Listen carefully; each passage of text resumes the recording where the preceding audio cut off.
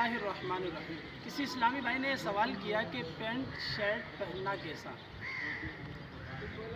ऐसी पेंट पहनना जायज़ नहीं कि जिन आज़ा के छुपाने का हुक्म है और उन पेंट के पहनने से उन आज़ा की हैयत वगैरह नज़र आए। जैसे कि पतली पेंट होती है, चिपकी हुई होती है, तो इस तरह वो पेंट पहनना जायज़ नहीं बल्कि ममनू और मकरूह है।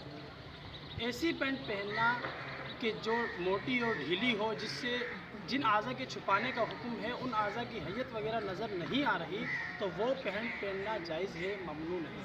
पहले के दौर में इसलिए ये पेंट का हमारे उलमा किराम ने पहले के दौर में जो पेंट पहनना मना किया था, वो इसलिए मना किया हुआ था कि ये पहले कुफ़ार का शिआर था, तो अब ये मुसलमानों में राइज हो चुका है, तो इस हवाले से ये पहनना जायज़ है, ममनू नहीं। लेकिन जो पहले बताया उस तरीके से पहनना जायज़ है। अगर आज़ा की हैयत वगैरह